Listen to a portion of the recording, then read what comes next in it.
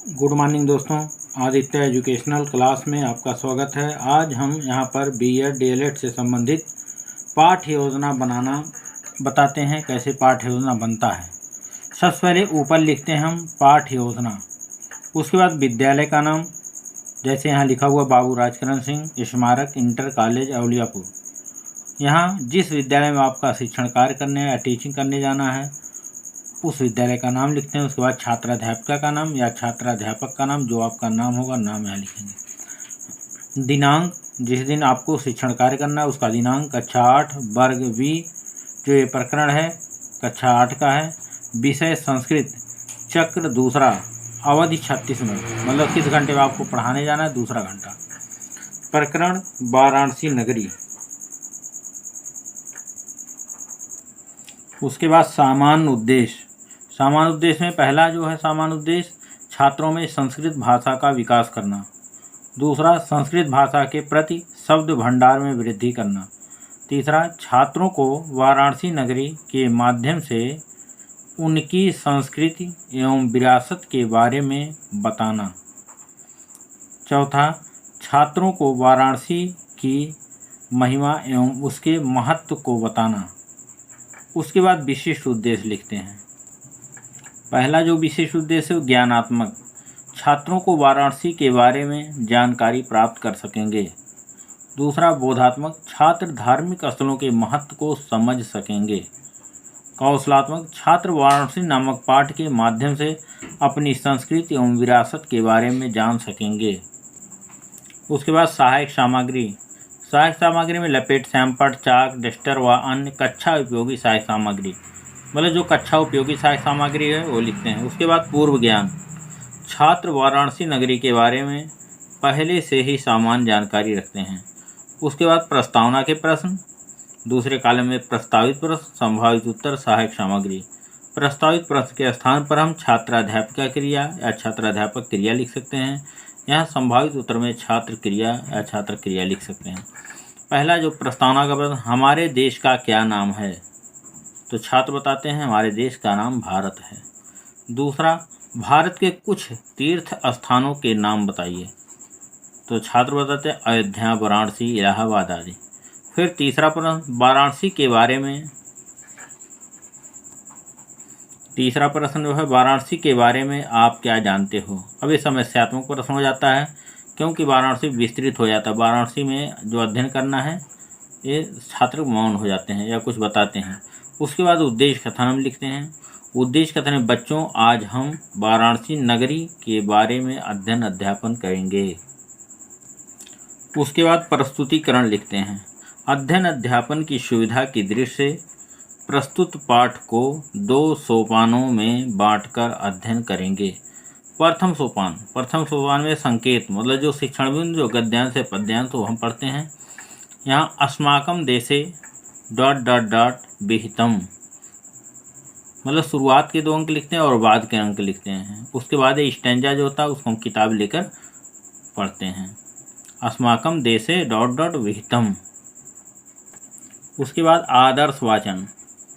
आदर्श वाचन, छात्राध्यापिका कक्षा में खड़े होकर प्रस्तुत पाठ का उचित आरोह अवरोह के साथ आदर्श वाचन प्रस्तुत करेंगे और छात्र ध्यानपूर्वक सुनेंगे। उसके बाद अनुकरण वाचन, छात्राध्यापिका कुछ छात्रों से प्रस्तुत पाठ का अनुकरण वाचन प्रस्तुत करने का निर्देश देंगी।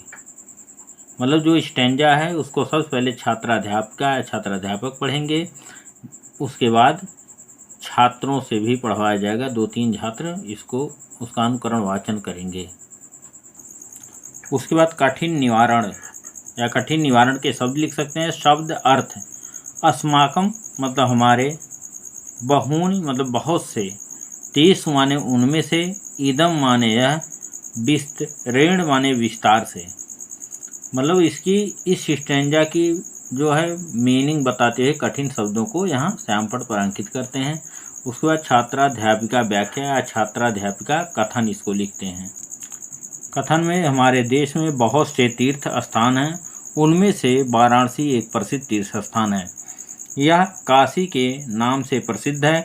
अनेक प्राचीन ग्रंथों में इसकी महिमा वर्णित है। स्कंद पुराण के काशी खंड में इस वाराणसी नगरी का विस्तार पूर्वक वर्णन किया गया है। उसके बाद मौन वाचन एवं निरीक्षण कार्य, चाहे मौन वाचन ही लिख सकते हैं। छात्राध्यापिका छात्रों को मौन वाचन का निर्देश देंगी और स्वयं कक्षा में घूम घूम कर कक्षा कार्य का निरीक्षण करेंगी। मतलब छात्रों को देखेंगे कि मतलब पढ़ाने के बाद उसकी व्याख्या करने के बाद कि आप लोग शांतपूर्वक पढ़िए और स्वयं घूम घूम कर उनका निरीक्षण करेंगे, कौन से छात्र पढ़ रहे हैं कौन से नहीं। उसके बाद बोध प्रश्न, या यहाँ हम लिख सकते हैं विचार विश्लेषण के प्रश्न या बोध प्रश्न। पहला प्रश्न, वाराणसी को और किस नाम से जाना जाता है। दूसरा प्रश्न, स्कंद पुराण में किस नगरी का वर्णन किया गया है। उसके बाद द्वितीय सोपान आता है। द्वितीय सोपान में संकेत, इयम नगरी घट्टा शांति। उसके बाद आदर्श वाचन, छात्राध्यापिका कक्षा में खड़े होकर प्रस्तुत पाठ का उचित आरोह अवरोह के साथ आदर्श वाचन प्रस्तुत करेंगी। मतलब जो ये लिखा गया है संकेत में, इसका छात्राध्यापिका इसको पढ़ेंगी। उसके बाद अनुकरण वाचन, छात्राध्यापिका कक्ष पे छात्रों से प्रस्तुत पाठ का उचित आरोह अवरोह के साथ अनुकरण वाचन का निर्देश देंगी।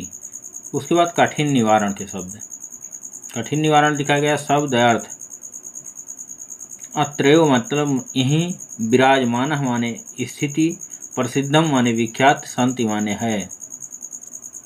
छात्राध्यापिका व्याख्या या छात्राध्यापिका कथन, यह नगरी गंगा नदी के पवित्र तट पर स्थित है। यहीं पर विश्वनाथ का प्रसिद्ध मंदिर है। यहाँ अन्य बहुत से देव मंदिर हैं, जैसे संकट मोचन मंदिर, नवीन विश्वनाथ मंदिर, दुर्गा मंदिर, काल भैरव मंदिर, तुलसी मानस मंदिर आदि।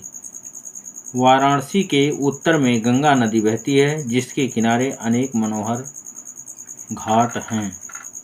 मतलब छात्राध्यापिका जो उसका आदर्श वाचन करके अनुकरण वाचन करा करके उसकी व्याख्या करती, मीनिंग बताते हुए उसकी व्याख्या कर देती हैं।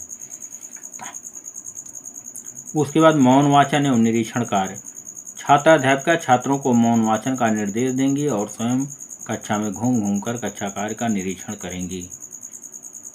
मतलब छात्र इसको शांतपूर्वक पढ़िए और स्वयं देखेंगे कौन से छात्र पढ़ रहे हैं कौन से नहीं। उसके बाद बोध प्रश्न, या यहाँ विचार विश्लेषण के प्रश्न लिख सकते हैं। बोध प्रश्न क्यों पूछे जाते हैं कि मतलब आपने जो पढ़ाया हुआ पाठ कितना ग्रहण कर सकें।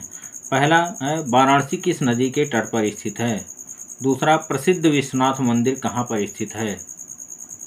तीसरा, वाराणसी नगरी का वर्णन किस पुराण में मिलता है। उसके बाद पुनरावृत्त के प्रश्न, पुनरावृत्त के प्रश्न इसलिए पूछे जाते हैं कि पढ़ाए हुए पाठ की पुनः आवृत्त हो जाए, मतलब दोहरा लिया जाए। पहला प्रश्न, गंगा नदी वाराणसी के किस दिशा में बहती है। दूसरा, संकट मोचक मंदिर कहाँ पर स्थित है। उसके बाद गृह कार्य दे दिए जाते हैं। वाराणसी नगरी का संक्षिप्त वर्णन कीजिए। इसको छात्रों को घर से लाने को कहा जाता है कि घर से लिख के लाइएगा। Thank you class. दोस्तों, अगर ये वीडियो आपको अच्छा लगे इसको लाइक कीजिएगा, सब्सक्राइब कीजिएगा, अपने दोस्तों में शेयर कीजिएगा, जिससे मैं दूसरा वीडियो अपलोड करूं तो सबसे पहले आप तक पहुंचे। थैंक यू, धन्यवाद।